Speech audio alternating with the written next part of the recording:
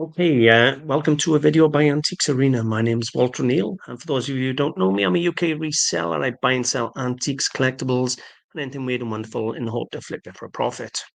My normal videos are haul videos and how-to videos. I normally show you either how to identify stuff or what I've bought, and show you some of the things I've bought at car boot sale. But today is a total opposite. I've been asked to create videos showing what I've sold. So today you get a little glimpse as to some of the things I've sold. This is episode 2, and I hope you enjoy. We're going to take a look at 10 items that I've sold since I've had my website. I'm just going to do 10 a video until we catch up to where I am. Um, Purpose of the videos, I suppose, share with you what I've sold, give you an idea. If you see this stuff out when you're out and about, you can buy it, and we've all got the same audience. So should we get started and take a look at some of the things I have sold? Hope you enjoy and find it informative anyway. Okay, so we're going to start off. I sold two modern, probably 1990s, I would assume, Steiff teddy bears. You can see there they have the label and button in the ear. They still have the buttons in the ears. That's what you're looking for with Steiff. Hopefully I got a picture of the button. There you go. And you can see there's a little Steiff button. It'll actually say Steiff on the button as well as the Steiff label. Sometimes you find teddy bears, car boot sales with just a hole in the ear, and they're worth buying because odds are they're Steiff bears as well. Anyway, these were relatively modern, and I sold the pair for £60, which I think was a very fair price, to be totally honest with you. It could have been a lot more than that. Just double check I am sharing. Yes, I am. So that's only £30 a bear, and they were the big one was 16 inches, the small one was 12 inches. But as I said, they weren't that old. This I absolutely love. People walk past these all the time at car boot sales. People pick them up and think they're plastic paperweights. They're lucite, or a type of resin where they trap flowers and plants, different types of plants in the resin. And the most collectible are Harvard Grange.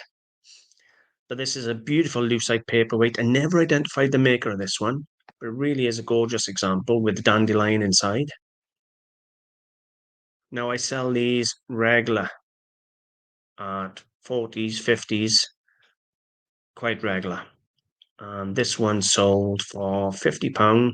I believe this went to a regular supporter or subscriber to my channel. So if you're watching, thank you very much. I vaguely remember who bought it, but I don't want to say the name in case I get it wrong. But you had this and you had the scarves that I sold next. But yeah, a 3-inch paperweight in resin. They come in for next to no money because people think they're plastic, but they are so collectible. And if you've got a Harvard Grange one, Harvard Grange will either have Harvard Grange underneath or a little pewter rose for the early ones. The same buyer as that paperweight had this group of silk scarves in America, she was. And I had a large collection of beautiful silk scarves. A lot of them was artist signed, so they were designer ones. Anyway, she bought the scarves and the paperweight off me. The scarves were 75, paperweight was 50, so that was a nice little pickup. But I think there was 29 scarves there. No, that was only three. Selection of three pure vintage silk scarves. They were the designer ones, sorry, just the three scarves. I put one bundle on, it was like 20 or 30 scarves. But they were really nice scarves anyway, and designer. Then there was this beautiful early 19th century Georgian lemon squeezer rummer. Why do they call it lemon squeezer? I'll show you the foot in a minute.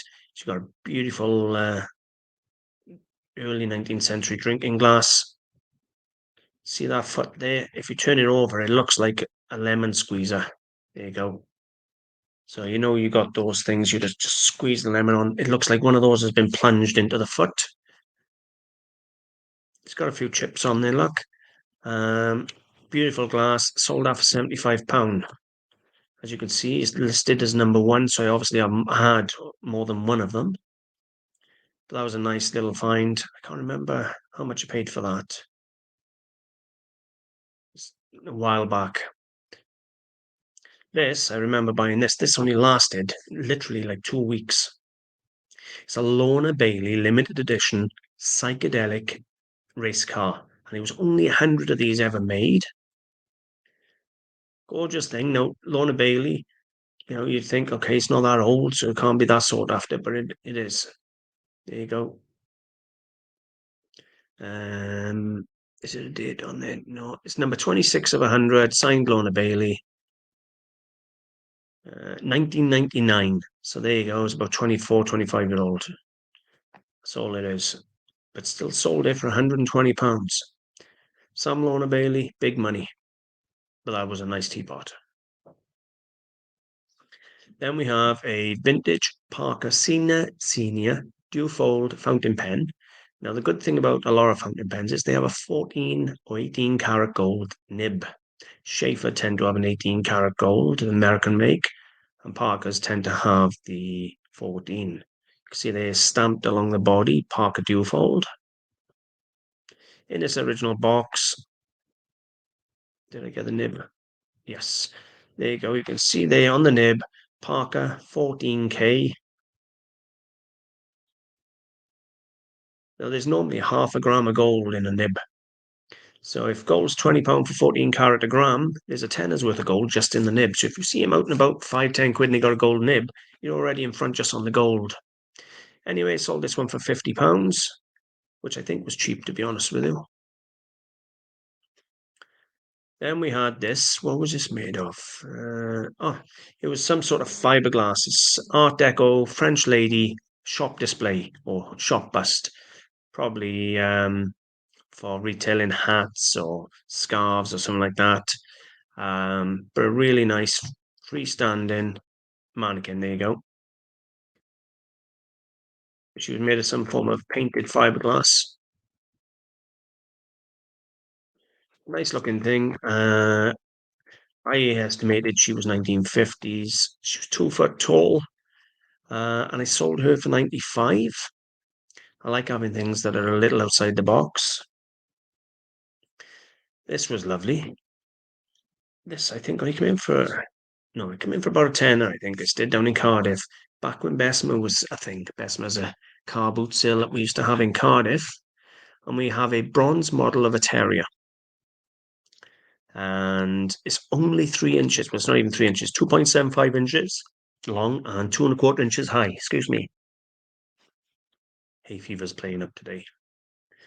Anyway, really nice looking bronze. It's original patina. It hadn't been cleaned. It looked better in life than it did on the photographs. I got to be honest with you, this was an early item early on, and my photograph wasn't brilliant on this one, but I still sold it for the £45.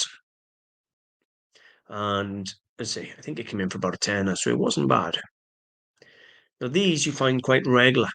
You don't find many Georgian drinking glasses anymore, but you do find Georgian and Victorian rinsers or wine coolers. Some have one lip, some have two lips, some have no lips. What do I mean by lips? If you look at the side there, you have there, and that would be probably for the stem of your drinking glass. So when you put your drinking glass upside down to cool the glass, and your stem would come out. Snapped pontle on there, real nice. Double lip wine cooler. There you go. So there's your snap pontle, and if you look around the side, that's what authentic wear looks like. Anyway, you buy these quite regular for £2, £3, £4. They turn up quite a bit. Didn't sell for a lot. £30 I sold it for. I've seen some people asking 70s and 80s for cooler, well, wine coolers and that. So I think that was a very fair price. And then we have a real bit of quality. This is a Benham and Froud Fire Dog by Dr. Christopher Dresser. It is a signed example of Benham and Froud and a registered design of Dr. Christopher Dresser's. Now, if I had a pair is about £200-300. Unfortunately, I only had a single. Has it got the Benham and Froud mark? Where is it? It's 28 there. Should have a Benham and Froud mark somewhere. I don't think I photographed it. There will have been a Benham and Froud mark on this somewhere that I should have photographed, but it's such a known, well-documented design that they stand out a mile. I think I paid a fiver for this because it was a single, if I remember right, and I sold it within weeks. Anyway, it didn't take long. It's about just under 7 inches tall and 7.5 inches wide. But anything by Dr. Christopher Dresser is big money, but be careful, there's reproductions of his stuff out there.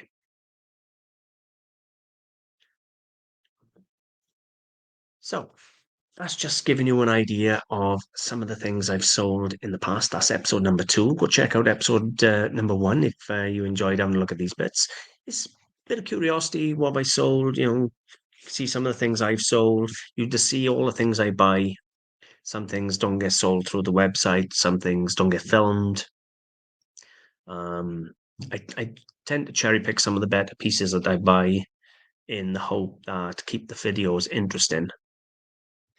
But yeah, hopefully you'll find these What Have I Sold videos both interesting, educational, and helpful.